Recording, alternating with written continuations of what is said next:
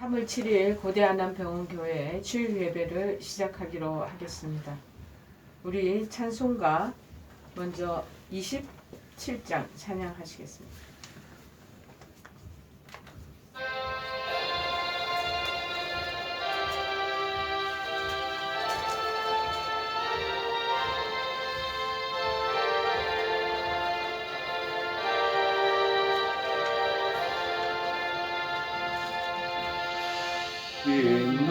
빛나고 높은 보좌와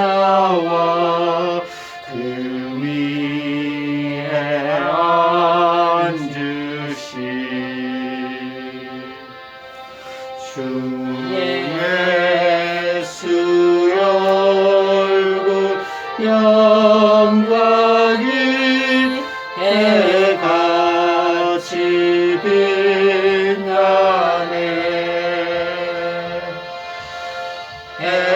해같이 빛나네.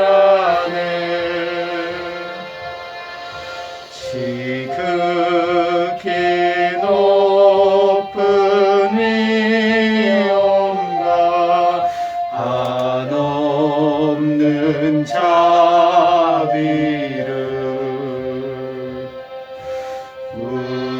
우천사 소리 합하여 늘 찬송 드리네. 늘 찬송 드리네.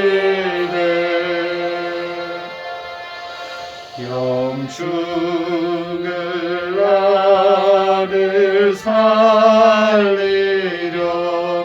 그 영광 떠나서 그 부끄러운 십자가 날 위해 지셨네. 날 위해 지셨네. 나 이제 생명 있음은 주님의 은혜요. 저 사망 권세 이기니 큰 기쁨 넘치네. 큰 기쁨 넘치네. 주님의 보좌 있는데 전한 몸 이르러 그 영광 몸소 배울 때 내 기쁨 넘치리. 내 기쁨 넘치리.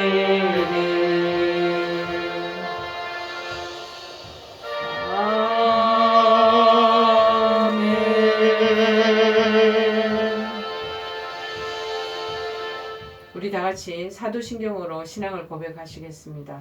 전능하사 천지를 만드신 하나님 아버지를 내가 믿사오며 그 외아들 우리 주 예수 그리스도를 믿사오니 이는 성령으로 잉태하사 동정녀 마리아에게 나시고 본디오 빌라도에게 고난을 받으사 십자가에 못 박혀 죽으시고 장사한 지 사흘 만에 죽은 자 가운데서 다시 살아나시며 하늘에 오르사 전능하신 하나님 우편에 앉아 계시다가 저리로서 산 자와 죽은 자를 심판하러 오시리라. 성령을 믿사오며 거룩한 공예와 성도가 서로 교통하는 것과 죄를 사하여 주시는 것과 몸이 다시 사는 것과 영원히 사는 것을 믿사옵나이다. 아멘. 오늘 하나님께서 저희들에게 주시는 말씀은 신약성경 마태복음 6장 31절에서 34절 말씀을 보시겠습니다.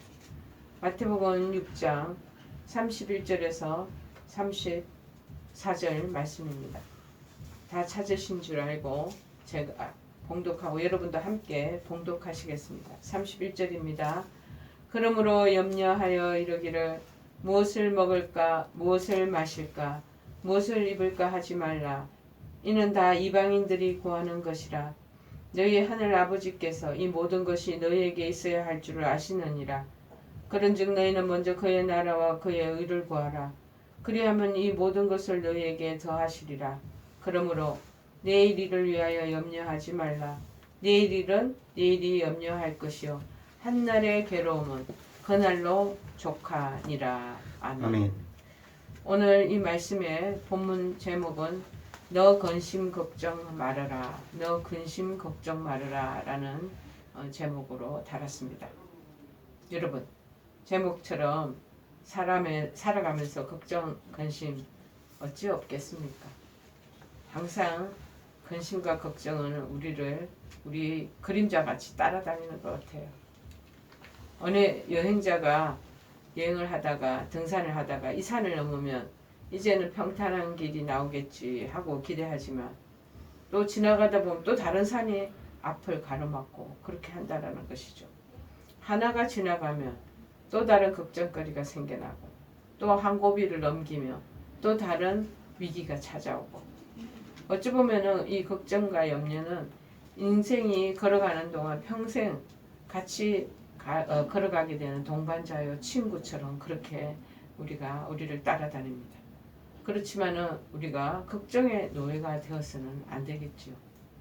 어떤 심리학자가 말을 했습니다. 우리 인간이 겪는 염려와 근심이 어느 정도 그것이 현실로 나타나는가의 여부를 조사한 것이 나왔습니다. 그런데 사람들의 걱정거리의 한 50%는 이미 지나가 버려서 반복되지 않은 기억에 대한 근심이었다는 거예요. 이미 지나가 버렸는데 그런 것에 대한 기억이 계속 되살아나서 그래서 생기는 근심이었다. 또 두 번째는 뭐냐? 실현될 가능성이 전혀 없는 실제적으로 현실 속에 나타나지도 않을 미래에 대한 근심이 태반이라는 거죠. 그 다음에 뭐냐면 딱 10%만이 현재 일에 관련된 것이라는 거죠. 그러나 이것마저도 실제로 일어날 가능성은 별로 없다라는 것입니다. 그러면 결국 인간은 뭐냐? 불필요한 걱정과 근심으로 자기 지금 현재의 그 삶의 행복, 기분, 무드를 빼앗기고 있다라는 것입니다. 그래서 잠언 17장 22절에도 말했지만 마음의 즐거움은 양약이라도 심령의 근심은 뼈를 마르게 한다라고 늘 저번에도 제가 한번 언급한 적이 있습니다. 오늘 본문에서 예수님께서는 염려하지 말라고 말씀하고 계시잖아요. 너희들 염려하지 말라. 이것은 물질에 대한 염려로부터 벗어나라는 말씀이지만 인생 전반에 걸친 어떤 염려, 걱정 그것을 잘 극복하고 그 걱정으로부터 벗어나야 된다라는 것을 우리에게 말씀하고 있죠. 아무런 뭐라고 그러나 대책도 주시지 또 대안도 주시지 않으면서 예수님은 그렇게 말씀하시지 않는 거죠. 그래서 첫째 우리가 자꾸 걱정이 깊어질 때 오늘도 제가 조금 전에 1시 20분에 오늘도 얼마 전에 내사 판정위를 제가 자주 갑니다. 내사 판정위에 가면은 거기 많은 사람들이 뇌가 정지된 상태인지라 그럴 때 그 보호자들이 본인이 가지고 있는 그 장기들을 다 기증을 하거든요. 그런데 이 사람이 연세가 36밖에 되지 않은 청년이에요. 그런데 2달 동안 우울증, 염려 근심에 빠져 있다가 술과 그 다음에 여러 수면제를 가도 복용을 하고 마침내 친구들에게 전화를 걸어서 나 죽을 거다 라고 예고를 해주고 그래서 불이 났게 친구들이 밤 11시 넘어서 불이 났게 그 친구 집을 방문했더니 3명이 목매달아 그렇게 해가지고 자살을 하고 말한 것입니다. 자, 그런데 이 걱정이 점점 깊어지다 보면 이제 헤어나오지 못하게 되는 거죠. 그래서 그 걱정에서 끊어지게 하기 위해서 빨리 성급한 결정을 내리는, 판단 내리는 사람이 많습니다. 여러분, 걱정이 깊어지면 깊어질수록 현재의 문제를 그게 자꾸 꽂혀 있지 말고 달리 보는 것이 필요합니다. 그래서 6장 22절, 23절에도 그렇게 말하고 있습니다. 눈은 몸의 등불이니 그러므로 내 눈이 성하며 온몸이 밝을 것이요. 눈이 나쁘면 온몸이 어두울 것이니 그러므로 내게 있는 빛이 어두우면 그 어둠이 얼마나 더하겠느냐. 이 말은 무슨 말이냐. 눈, 우리의 영적인 시각을 얘기하는 거죠. 걱정의 노예로 살 것인가? 아니면 그 걱정을 내가 정말 지배하면서 살 것인가? 그런 보는 시각이 참 중요하다라는 것을 말해주고 있는 거죠. 어떤 시각으로 세상을 보는가? 문제가 발생했으면 그 문제를 어떤 시각으로 각도를 가지고 바라보느냐? 문제가 크게 보일 수도 있고, 그렇지 않으면은 작게 멀리서 보면 아주 사소한 문제로 다가올 수 있다라는 것이죠. 눈이 나쁘면 온몸이 어둡게 느껴진다는 것이죠. 여러분, 모든 걱정 문제의 출발점은 경제적인 이유로 인해서 파급될 때가 많습니다. 그래서 오늘 말씀도 31절에 그러므로 염려하여 이르기를 무엇을 먹을까, 무엇을 마실까, 무엇을 입을까 하지 말라. 다 이거 경제적인 이유에 대한 것들을 말하고 있잖아요. 그만큼 먹고 사는 문제가 중요하죠. 며칠 전에 제가 매일 기도회에서도 언급했던 내용이 있는데 룻기 1장 1절에서 4절을 보면은 베들레헴에 흉년이 드는 거예요. 그래서 일어난 사건들을 얘기하고 있었습니다. 저 흉년이 들었다는 것은 이 떡집에 떡이 없다라는 거예요. 매우 절망적이죠. 그러나 약속의 땅이요 정든 고향을 떠나 이 사람들이 낯선 땅 모압으로 이주한 일은 더 절망적이라는 것이죠. 그런데 이들 선택이 잘못되었는지 어쨌든지 얼마 있지 않아서 남편도 이유 없이 죽어버리고 이방 여인과 결혼을 시킨 두 아들도 몇 년 안 돼서 또 사망을 합니다. 실패의 길로 더 깊이 들어간다는 느낌이 들지 않습니까? 여기서 우리가 어머니 나오미의 입장을 한번 생각해 볼 필요가 있습니다.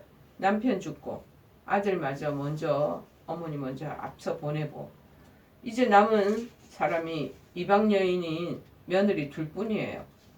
그런데 그녀를 위로해 줄 말은 어디에도 없다는 거죠. 만약 여러분이 정말 나오미 같은 입장이 있다면 어떻게 생각을 하시겠습니까? 조금 전에 언급한 것처럼 내사판정위원회에 갔다 왔더니 그게 있던 그 청년이 그냥 아예 차라리 죽자. 나 이제 아무 소망이 없다. 라고 생각하고 선택하는 그런 결단도 있을 것입니다. 나오미가 지금 처한 밑바닥 상황까지 내려가 보면 굉장히 그 안에 절망, 좌절, 고통의 무게에 짓눌려 진짜 숨이 막혀 죽을 것 같지 그런 상황이 발발하지 않았겠습니까? 이렇게 심하게 꼬이고 혼란스러운 이 상황에서 이 가정에 소망이 있겠습니까? 이렇게 하나님은 이 소망이 없는 이 가정, 하나님께서 이 망가진 가정을 회복해 주실 수 있겠습니까? 그런 생각을 이제 우리는 하게 되는 거죠. 나오미의 걱정은 지금은 너무 한숨이 깊을 때로 땅이 꺼질 정도로 한숨이 쉬어지지 않겠습니까? 자, 여러분. 설교자의 황태자로 알려진 침례교회 찰스 스펄전 목사님은 세 가지 좋은 것에 대해서 설교한 적이 있습니다. 첫째, 믿는 사람들에게는 나쁜 것도 좋은 것이 된다. 하나님은 모든 것을 합력하여 선을 이루시는 분이기 때문에 우리에게 지금 닥친 나쁜 것이 있더라도 선으로 바꾸시는 분이시다. 그러므로 나쁜 것도 좋은 것이 될 수 있다. 라고 얘기를 하시고 두 번째 또 얘기하시는 게 뭐냐. 성도에게 주어진 좋은 것은 나에게 주어진 좋은 것은 절대 빼앗기지 않는다라는 것. 셋째, 우리에게 좋은 것은 아직 오지 않았다. 완전히 좋은 것은 아직까지 지금 나한테 품에 들어오지 않았다는 것. 아직 좋은 것이 남아있다라는 소리 아니겠어요? 이 나오미 같은 입장에서는 지금 두 아들 죽고 남편 죽고 뭐가 좋은 게 남아있습니까? 그러나 나쁜 것도 좋은 것으로 바꾸신 하나님이다 라는 생각이 마음에 위로가 되지 않겠습니까? 그리고 나에게 주어진 좋은 것이 있다면 그 좋은 것을 하나님이 빼앗아가지 않으실 거야. 그렇게 또 생각할 수도 있고, 나에게 지금 인생에 이제 더 좋은 일들이 있을 수도 있는데 내게 주어진 좋은 것은 아직 오지 않았다. 그래서 기다릴 줄 아는 그런 마음이 생기지 않겠습니까? 그래서 지금 이 세 가지 좋은 것을 붙들고만 살 수 있다면 절망할 일도 걱정할 일도 없다라는 소리가 되겠죠. 고난 가운데 걱정이 한없이 깊어지면 이 같은 영적인 시력도 필요로 하는 것입니다. 시각을 갖는 것이 중요한 것입니다. 룻기에서 엘리멜렉과 나오미는 닥치는 이 흉년 문제를 스스로 해결하기 위해서 자기네들이 모압 땅으로 건너간 거죠. 그 모압 여인에게 두 아들 장가 보내고 인생 드라마를 이 엘리멜렉과 나오미 부부가 직접 연출하는 듯 했지만 결국 자기네들의 연출 그 시도는 오래 가지도 못하고 곧 엉망이 되어버렸죠. 먹고 살기 위해 베들레헴 신앙 공동체를 벗어나게 된 거잖아요. 자기들이 원하는 대로 자기의 플랜대로 방식대로 살아가려고 했지만 결과가 실패고 절망이라는 것. 놀랍게도 하나님은 망해버린 것 같은 이 과정을 나중에 당신의 손길로 다시 건지시고 새롭게 시작하신다는 내용이 이제 전개되는 것 있습니다. 그래서 나오미와 롯은 고향 베들레헴으로 다시 돌아옵니다. 이제 한 며느리 그 며느리는 자기 모압 땅에 그냥 주저앉아 살겠다라고 자기가 요청하니까 어머니 시어머님 그렇게 해라. 롯도 그냥 갔으면 좋겠어요. 어머니 마음으로는 그냥 홀가분 마음으로 자기가 가부되어서 그냥 자기 고향으로 들어가겠다 싶은데 롯이 끝까지 어머님 시어머님하고 같이 가겠다고 얘기를 하는 거죠. 그래서 데리고 같이 간 거예요. 그리고 고향에 도착하니까 사람들의 눈길의 시선이 얼마나 차갑고 냉랭하시겠습니까? 그럼에도 불구하고 하나님 보아스라는 새로운 인물을 통해서 구원의 새 역사가 이루어지도록 하는 거죠. 그래서 이 룻기를 보면은 내 힘과 능력과 재주로 살아가는 인간의 자유의지가 하나님의 섭리의 손길이 막 닿아질 때 이것이 어떻게 화가 즐거운 정말 좋은 것으로 바뀌어지는 것을 선으로 바뀌어지는 것을 보여주는 것이죠. 또 성경에는 또 다른 내용이 비슷한 유사한 내용이 또 있습니다. 여러분 너무나 잘 알고 있는 요셉을 들 수가 있죠. 형들에 의해서 애굽으로 끌려갔잖아요. 자기가 자기 자초하지도 않았어요. 엘리멜렉과 같이. 형들에 의해서 정말 시기에 질투에 의해서 타의에 의해서 애굽의 종으로 팔려간 거예요. 인간의 악이 요셉의 인생을 다 망쳐놓은 것 같습니다. 끝없이 추락합니다. 그런데 요셉은 어릴 때 하나님이 주신 꿈을 간직했던 그런 그 당시에 청년이에요. 요셉의 이야기가 그러면 그걸로 끝이 나야 되는데 애굽으로 노예살이 종살이로 하러 끌려간 그렇게 상황으로 끝내야 되는데 그렇지 않잖아요.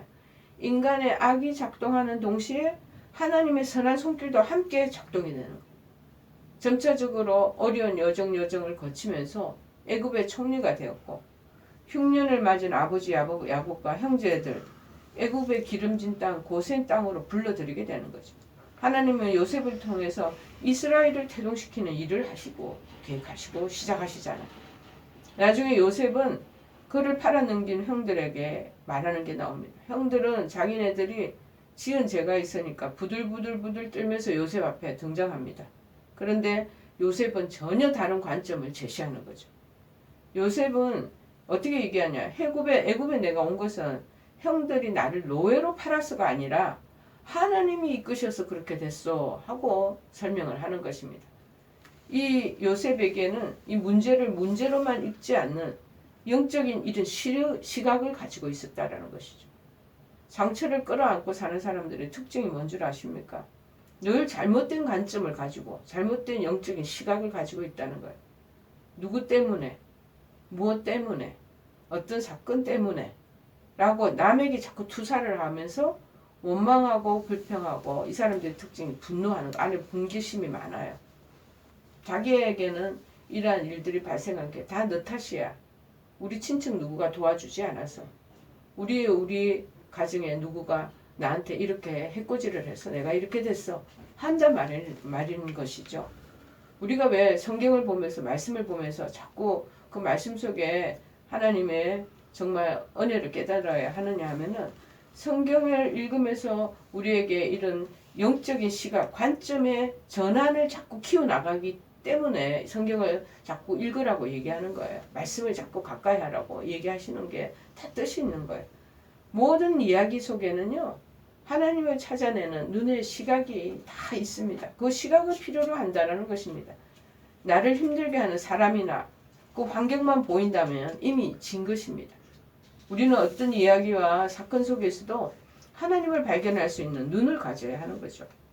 내 자신에게 일어난 일을 하나님을 발견하는 눈으로 해석할 수 있는 능력, 그것이 바로 믿음입니다.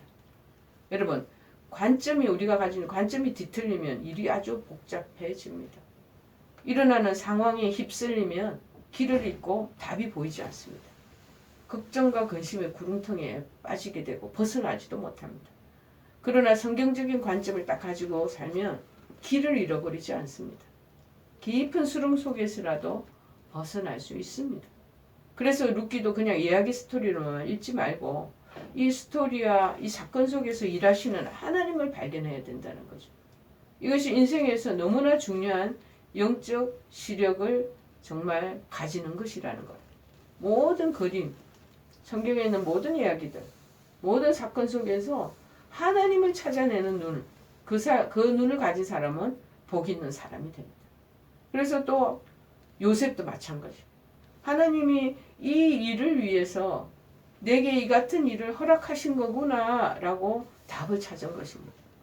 그가 당한 일에 빠져 있지 않고 그 사건들 속에 개입하고 계시는 하나님을 발견한 것이죠. 그래서 그에게는 상처가 없었다는 것입니다. 분노가 없었고 원망이 남겨져 있지 않았다는 거죠. 그러니 자연히 걱정이 없을 수 있겠죠. 옥에 갇혀도 걱정하지 않잖아요. 이런 영적인 눈이 열리면 우리 인생은 살게 되는 그런 기적이 나타나는 것입니다. 불행이 또 비극이 있습니까?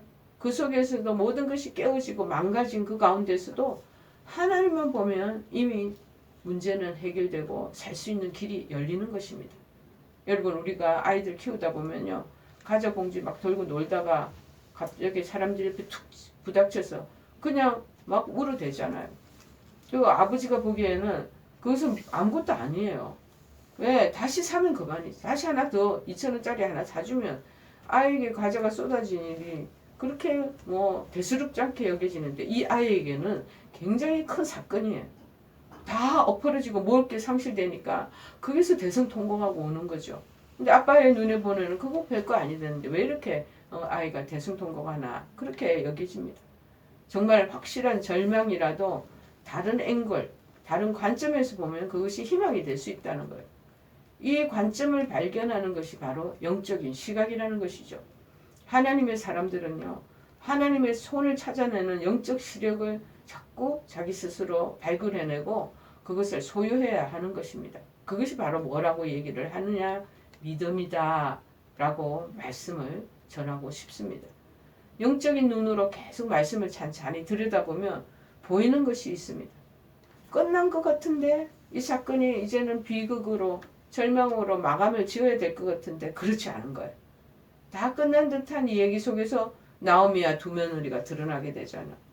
그래서 비탄에 빠져있는 그 사람에게 아직 정말 한없이 불쌍해 보이는 그 인생의 말미에 정말 하나님이 주시는 새로운 길이 열려지는, 그래서 보아스가 나타나고 그래서 나오미가 보아스와 결혼을 하게 되고 그 후에 예수 그리스도의 그 놀라운 탄생의 여정이 펼쳐지게 되잖아요.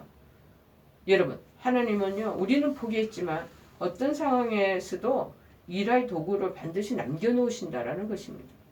사람들이 다 폐기 처분해 버린 일들도 하나님은 결코 포기하지 않으십니다. 믿음이라는 것은요, 절대 포기하지 않으시는 하나님의 그 관점을 우리도 같이 가지는 것입니다. 믿음이 자라난다 라는 것은 세상을 볼 때 하나님의 안목으로 보는 일이 더 많아진다 라는 것과 일맥상통한다는 것이죠. 요셉이 애굽으로 팔려간 고통스러운 현실만 보면 걱정태산이고 결국에는 불평한 일밖에 없겠죠. 그러나 거기에는 설명할 수 없는 하나님의 엄청난 계획이 숨겨져 있다는 것입니다. 이처럼 우리 삶 속의 염려와 걱정, 이것이 어린아이가 과자 봉지 걸어가다가 엎어져서 다 쏟아낸 것처럼 보이지만 그 뒤에 아버지가 예배해 놓은 또 그런 놀라운 시각이 있다라는 것을 보면 우리는 충분히 극복할 수 있습니다. 여러분, 유명한 이제 빛나는 성벽이라는 소설로 유명한 델마 톰슨 부인에 대한 얘기를 전해드리겠습니다. 이분은 2차 대전 중에 행복한 결혼 생활을 다 꿈꾸죠. 그러면서 미 육군 장교와 결혼을 했어요. 그래서 남편이 저 캘리포니아 그 모하비 사막 근처에 있는 육군 신병들을 훈련한 부대에 배치돼서 그곳에 살게 된 거죠. 사막에 모래바람이 가득 찬 그곳의 삶이 너무나 외롭고 고독한 것이었습니다.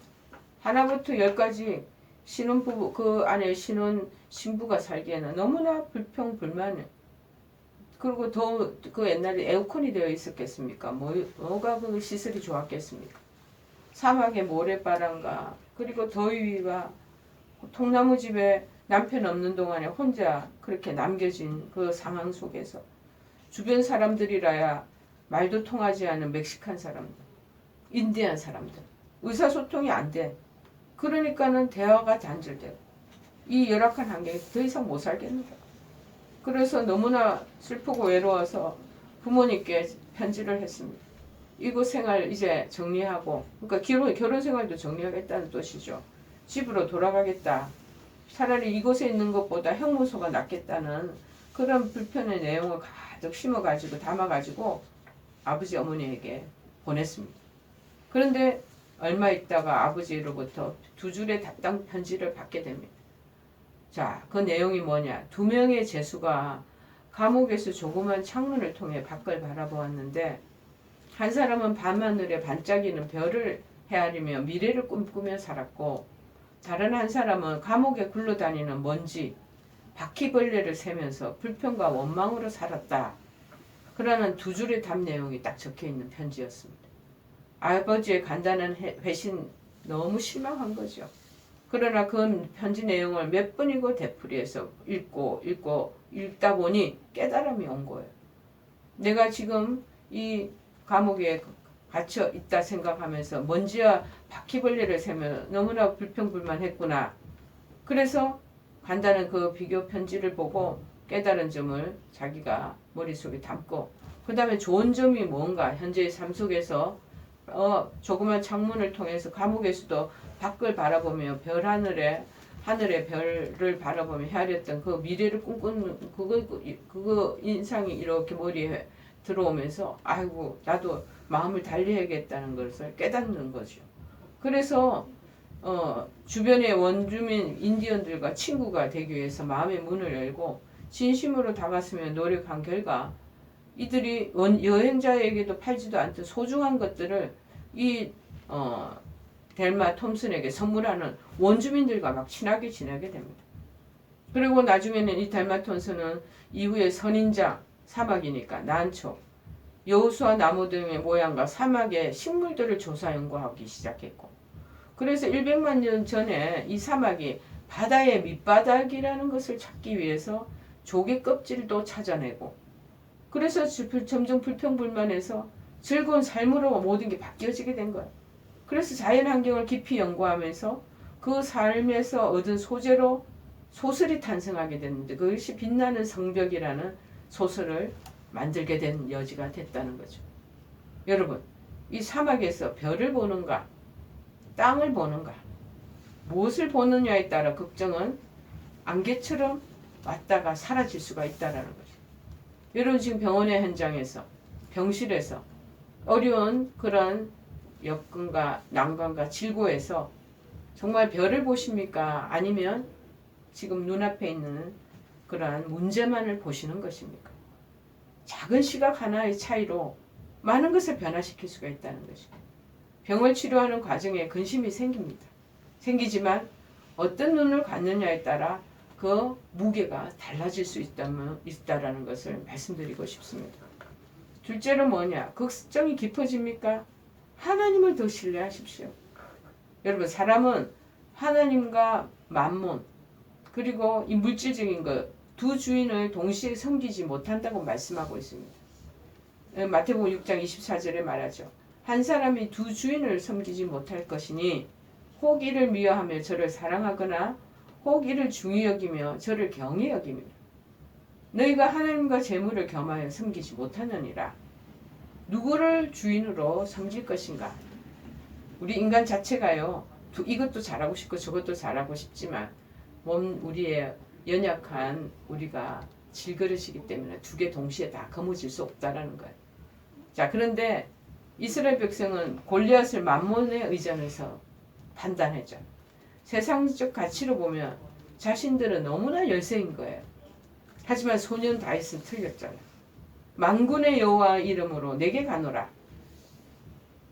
그렇게 자신만만하게 하나님을 의지하면서 더 신뢰하면서 나아갔더니 이 거인 골리앗을 무너뜨린 얘기는 너무나 우리 잘 알고 있는 그러한 내용입니다.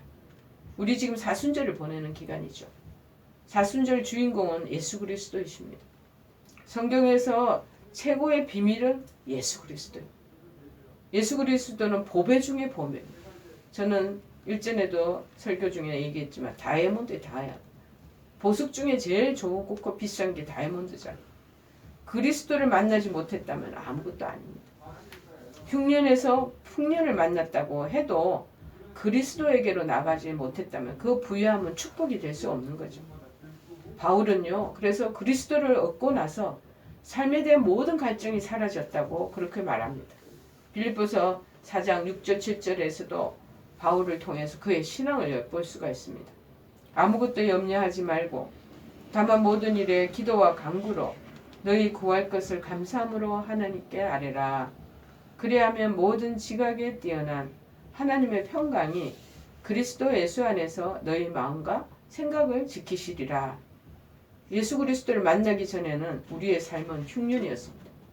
예수님 만나기 전에 저의 삶은요, 인생은 완전 흉년이에요. 가뭄이에요, 가뭄. 그러나 그리스도를 만나고 나서부터는 흉년이 끝나고 전쟁이 거치게 되는 거예요. 룻기의 고향이 떡집인 베들레헴, 이 흉년이 들었다는 것에는 특별한 의미가 있잖아요.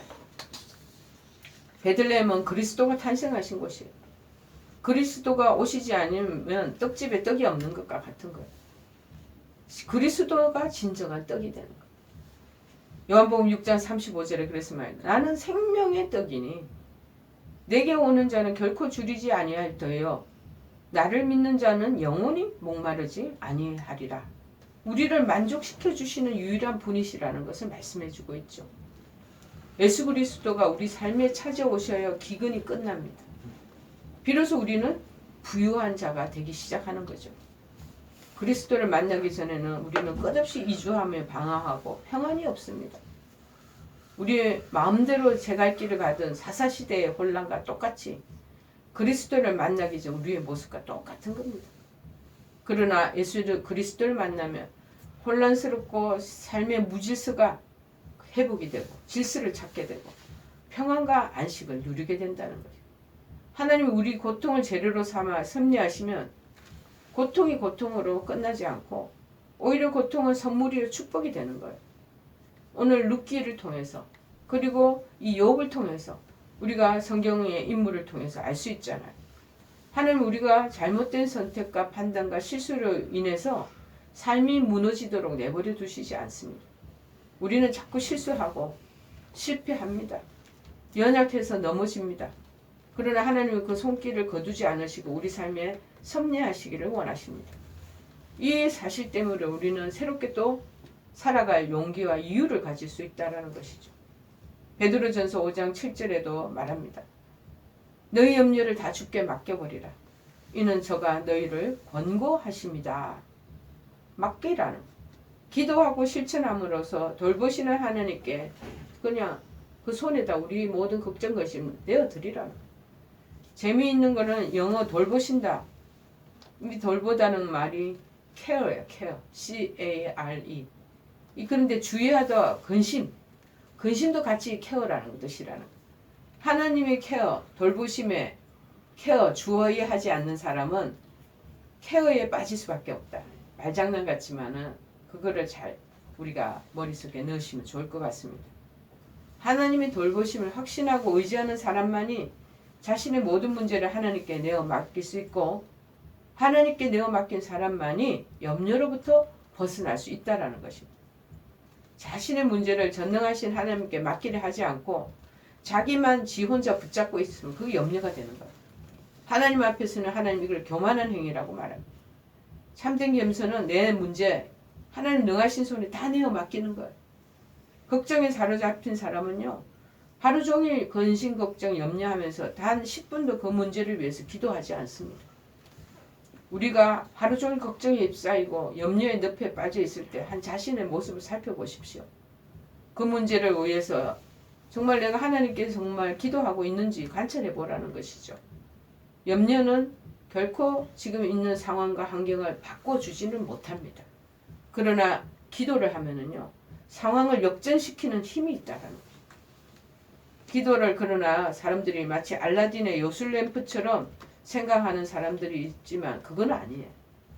기도한 후 다시는 근심하지 않았던 한나의 기도처럼 기도의 결과는 즉각적인 응답이 아니고 즉각적인 평안이 오는 거예요. 그래서 기도를 잘 옛날부터 기도에 그 용사라고 불리는 권사님들 이런 분들을 보면 그 아직 문제 해결은 손에 담아지지는 않았어. 그런데 기도를 해보면 마음에 평강이 있다는 거예요. 하나님께서 우리에게 평강을 먼저 주신다는 거예요. 그 다음에 그 문제를 구하여 주는 것을 하나님께서 함께 찾아 얻도록 해주신다는 것이죠. 여러분, 그리스도를 만날 때 역전에 일어나는 겁니다. 문제를 만나서 위기가 닥쳤다면 거기에 오신 그리스도를 먼저 만나야 될 줄을 믿습니다. 그러면 역전의 상황이 펼쳐진다는 거예요. 우리 삶에 하나님이 개입하시면 그때부터 역전의 순간이 이루어집니다. 저는 마찬가지 이 역전을 경험하고 길고까지 있는 사람입니다. 슬픔 가득한 미망인, 그 다음에 나오미의 삶에 개입하신 하나님, 요셉의 삶에 개입해서 그를 역전시킨 하나님. 그러므로 아무리 절망스러운 사람이라도 하나님을 더 신뢰하고 감정적으로는 신뢰하지 않은 마음이 있습니다. 그렇게 옵니다. 저도 압니다. 그러나 그 감정에 여러분이 굴복하지 말고 휘둘리지 말고 그러나 더 하나님을 더 신뢰하고 끝까지 기도의 자리로 계속 나가야 된다. 하나님의 손에 맡기면서 기도하면서 나가면 그 절망의 그 잿더미 속에 희망의 불씨를 살려내시는 하나님이 이루어 가신다는 것이죠. 셋째는 뭐냐? 걱정이 깊어집니까? 하나님이 창조하시는 주변 세상을 보라. 그거 지금 우리가 보여지는 세상을 하나님을 통해서 내가 너에게 말하고 있다는 걸 가르쳐 주시는 거예요. 예수님께서는 얘기하시잖아요. 공중에 나는 새를 보라. 그리고 창조 세계를 봐라. 공중에 나는 새. 들에 피는 백합화를 보라. 이런 봄이 되면 우리나라도 그렇지만 이 팔레스타인 지역이 지중해로부터 강풍이 그렇게 많이 불어오나 봐요. 모든 삼남한상이 바람으로 인해서 요동을 치게 된대요. 하지만 유독 공중에 나는 새는 바람을 타고 더 여유롭게 창공을 해서 비행할 수 있다는 것. 하나님께서는 역경을 오히려 선하게 사용하는 새를 보라고 얘기하는 거예요. 지진 등으로 큰 건물이 폭삭 내려앉는 경우에도 유독 까치가 만든 까치지만 어떠한 폭풍이나 비바람에도 파괴되지 않는데 그 이유는 무엇일까요? 까치는 며칠만 기다리다가 바람이 세차게 부는 날을 택해서 집을 짓는데요. 나뭇가지가 막 세차게 막 흔들릴 때 두 마리의 까치가 필사적인 힘을 다해 나뭇가지를 물어 나르며 차근차근 집을 엮어간다는 거죠. 그러다가 바람이 멈추면 또 작업을 중단한대. 며칠 뒤 바람이 불면 다시 집을 짓기 시작한대. 여기서 바람을 이용하는 까치의 지혜를 배울 수가 또 있죠. 저는 세인트루이스라는 미국에 살 때 한번 큰 전기 정전이 일어나고 광풍이 돌아다쳐 이런 위험한 때가 있었던 적이 있습니다. 길거리 집 밖을 나오면 전부 다 바닥에 이 중부지방은 큰 나무가 없고 잔잔한 그런 작은 나무들이 많으니까 강풍 때문에 태풍 때문에 나무가 다 그냥 부스러지고 길바닥에 난무한 거예요. 그럴 때 제가 생각하는 거, 이때 까치들이 그 잔잔한 나무까지 해갖고 집을 얼기설기 짓구나. 그러면서 예수님이 공중에 나는 새를 보라고 얘기하죠. 들백화르파를 보라는 거예요. 백합화는 수고도 길쌈도 하지 않지만 아름다운 꽃망울을 지니고 있지 않냐. 하나님이 만든 글작품이라는. 선인장 하원 하는 주인에게 들어보니까 선인장은 날이 추워질수록 번식을 잘한대요. 그래서 망울망울을 많이 맺는다고 그러는 거죠. 그때 망울을 따서 모종을 해준다는 거예요. 이처럼 역경은 많은 결실을 가져주는 거예요. 역경이 역경으로 끝나면 아니죠. 역경이 우리에게 더 비옥한 것을 수확할 수 있는 여지를 준다라고 생각을 하시면 이 7일 속에서 정말 하나님의 음성을 들을 수가 있지 않겠습니까? 정말 루트는 종교개혁을 해서 헐심한 시련 가운데 빠졌습니다. 시시각각으로 생명의 위협을 당했습니다. 어느 날 그가 장래에 대한 불안 때문에 이 종교개혁을 했지만 인간인지라 얼마나 불안했겠습니까? 잠을 이루지도 못하고 그리고 아침을 맞이하게 됩니다. 그날 새들의 합창소리가 막 들리는 거예요. 걱정과 불안이 가득한데도 새소리가 그 생각을 뚫고 들어오기 시작합니다. 들려왔다는 거예요. 이 본문에 예수님 말씀을 떠올렸습니다. 공중의 새를 보라. 늘 하늘 아버지께서 기르신다. 그는 자신의 이 불신을 돌아보게 됩니다. 하나님께서 새들보다 훨씬 루트를 더 소중히 여기신다는 말씀을 받아들이고 그때부터 그의 영혼에 햇빛이 들기 시작한 거죠. 마음을 가리고 있던 자욱했던 불안의 구름이 사라지고 그가 이렇게 말합니다. 주께서 새들을 우리를 위한 교사들로 만드셨다. 소망 없는 새들이 가장 지혜로운 사람인 우리에게 신학자와 설교자가 되어야 한다는 사실은 참으로 부끄럽다. 연약한 새들이 아침 식사를 하기 전에 이른 아침 찬송과 기도의 노래를 부르는 것은 참으로 탁월하고 즐거운 광경이다. 공중의 새들은 우리에게 내일의 필요를 채우기 위해서 하나님을 신뢰하도록 끝없이 도전한다. 그래서 루트는 새들을 설교자라고 얘기합니다. 하나님을 신뢰하도록 우리를 매일 아침마다 격려하는 하나님의 메신저라고 생각을 한 것이죠. 여러분, 베드로도요 예수님을 3번 부인했잖아요. 그런데 그때 닭이 설교자가 되어서 설교했죠. 꼬꼬대 꼬꼬꼬. 닭이 짧게 3번을 설교했잖아요. 그 닭소리가 베드로를 회개시킨 것입니다. 새들이 우리를 깨우치는 설교자들이 되는 것이 맞습니다. 루트는 그 이후에도 계속된 위기가 있었다고 합니다. 그러나 위기 때마다 하나님께서 내 자신의 염려를 자꾸 내려놓도록 도전을 해주셨죠. 그러면 하나님께서는 보호하시고 후원해 주시는 사람들을 자꾸 연결시켜 주시는 거예요. 또 다른 때는 필요한 자본과 물자들도 허락해 주시고 그래서 새들의 노래소리를 들으며 그냥 스쳐 지나가지 않는 그런 루트가 되었다고 합니다. 우리에게도 마찬가지입니다. 하나님께서 이 자연을 통해서 들의 백합화를 통해서 꽃들을 통해서 저렇게 키우시는구나. 공중에 나는 새들, 까치나 수많은 새들을 새소리를 들으면서 하나님께서 나를 만물의 영장으로 세우셨지 저 자연 피조물보다 더 낮게 나를 세우셨지 하고 기다리라는 거예요. 무엇을 걱정하느냐? 새들의 소리를 들으면서 걱정하지 말라고 그러시는구나. 너 근심 걱정 말아라. 하나님께서 먹이시고 입히신다. 특별히 이 코로나에 이 지금 IMF 때보다도 더 어렵다고 현지에 많은 성도들이 말하는 것을 들은 적이 있습니다. 그러나 하나님께서 먹이시고 입히신다는 것을 기억하면서 장례를 다 맡기고 그의 이름을 찬양하라는 그 새들의 소리를 메시지로 받아들이는 저와 여러분 되기를 바랍니다. 눈을 들어 주변을 보십시오. 걱정이 깊어질 때 예수님의 말씀을 기억합시다. 시야도 달리하고 세상의 가치보다 하나님이 주시는 자연의 풍물을 통해서 하나님을 더욱 신뢰하는 저와 여러분 되기를 간절히 축원해 드립니다. 우리 찬송가 382장 찬양합니다. 오늘 설교 제목과 똑같습니다.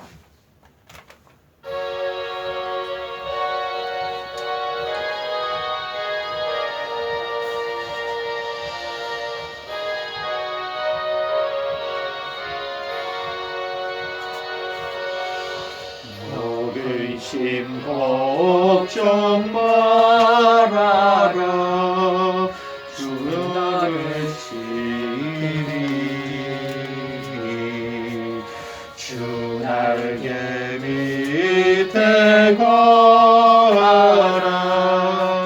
주 너를 지키리